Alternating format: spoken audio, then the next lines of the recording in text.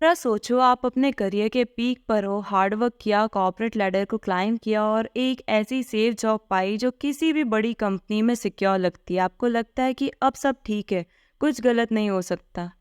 लेकिन एक दिन अचानक से कंपनी में रीस्ट्रक्चरिंग का अनाउंसमेंट होता है और आपकी पोजीशन चली जाती है। ये स्टोरी एक कॉमन रियलिटी है जो लैरी स्मिथ अपनी book no fear no excuses में हमें बताना चाहते हैं। लैरी स्मिथ अपनी करियर कंसल्टेंसी के टाइम पे बहुत सारे आर्ग्यूमेंट्स फेस करते थे और उनमें से ये 4 मेजर आर्ग्यूमेंट्स है जो उन्हें बार बार सुनाई देते थे, लोग उन्हें बार बार बोलते थे।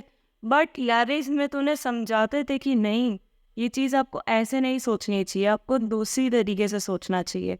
और हम आर्ग्यूमेंट्स के साथ में लैरी स्मिथ का व्यू पॉइंट भी देखेंगे।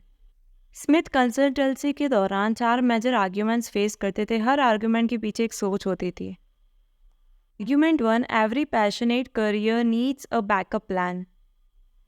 ना जो एक आर्टिस्ट थी उसने अपने पैशन को कभी पूरी तरह परस्यू नहीं किया क्योंकि उसने कॉर्पोरेट जॉब अपने बैकअप प्लान के रूप में रख ली थी। जब उसका आर्ट बिजनेस थोड़ा स्लो हुआ, उसने वापस अपनी सेफ कॉर्पोरेट जॉब में जाना शुरू कर दिया था। धीरे धीरे टीना का आर्ट पैशन बैकग्राउंड में चला गया।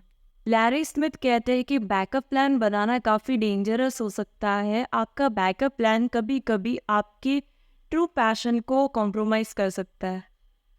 अगर आप अपने पैशन को लेके फुल्ली कमिटेड नहीं होते हैं तो आप उस चीज़ में पूरा एक्सीलेंट परफॉर्मेंस कभी नहीं दे पाएंगे।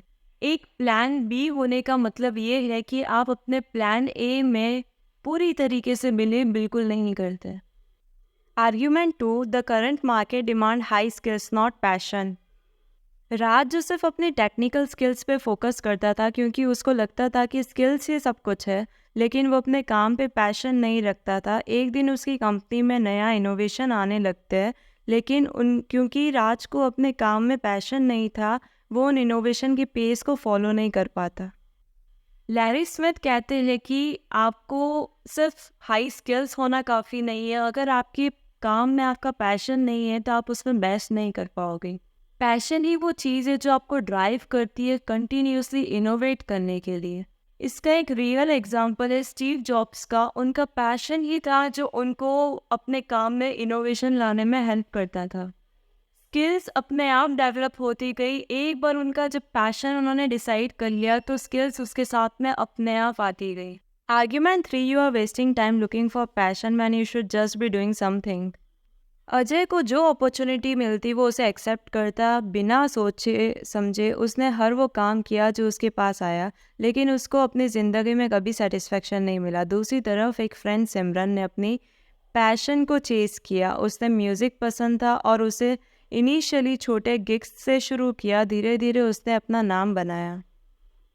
स्मिथ इस आर्ग्यूमेंट से बिल्कुल एग्री नहीं करते क्योंकि अगर आप सिर्फ काम करते रह जाओगे बिना पैशन को ढूंढे तो आप एक मीडियोकर करियर में ही अटक के रह जाओगे। पैशन ढूंढना कभी भी टाइम वेस्ट नहीं होता है, वो आपका एक गाइड बन जाता है ताकि आप अपने करियर में बहुत अच्छे से डेवलप कर सको। इसका एक रियल एग्जाम्पल है जेके रोलिंग का, जिन्होंने अपनी राइटिंग से हम सबको हैरी पॉटर की दुनिया दिखाई है। अगर उन्होंने कभी पैशन को फॉलो नहीं किया होता और सिर्फ कुछ ना कुछ काम किया होता तो शायद हम आज के टाइम पे हैरी पॉटर जैसे कैरेक्टर को देख ही नहीं पाते। Human 4, if you develop great skills passion will follow you. Avid जो एक अकाउंटेंट बना क्योंकि उसके पेरेंट्स ने कहा कि अकाउंटिंग स्टेबल करियर है। उसने स्किल डेवलप की लेकिन उसका पैशन कभी उस करियर के साथ नहीं आया।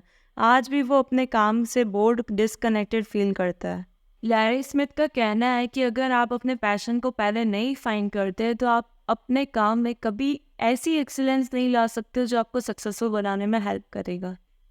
पैशन पहले आता है और फिर स्किल्स आती है और वही पैशन आपकी स्किल्स को पूरा करने में हेल्प करती है। एक एग्जांपल है इलॉन मस्क का, जिसने स्पेसएक्स और टेस्ला जैसी बड़ी बड़ी कंपनीज बनाई बिकॉज उसमें उसका पैशन था। और पैशन जब उसके अंदर था तो उसने टाइम के साथ में स्किल्स भी डेवलप कर दी। एक रियल वर्ल्ड एग्जांपल देखते हैं ब्लॉकबस्टर और नेटफ्लिक्स का। ब्लॉकबस्टर अपने टाइम का किंग था। उनके सारे एम्प्लॉयज़ को लगता था कि उनको लाइफ टाइम एक सेफ जॉब मिल चुकी है। बट जैसे ही नेटफ्लिक्स की एंट्री हुई मार्केट के अंदर और नेटफ्लिक्स का जो बढ़ने लगा, दौर, तब ब्लॉकबस्टर के सारे एम्प्लॉयज़ धीरे धीरे अनएम्प्लॉयमेंट की सिचुएशन में आ गए थे। तो ये था chapter 2 of no fear no excuses by Larry Smith. इसको मैंने बहुत इजी लैंग्वेज में आपको एक्सप्लेन करा है। अगर आपको ये वीडियो बिल्कुल भी पसंद आई then hit the like button, make sure to subscribe.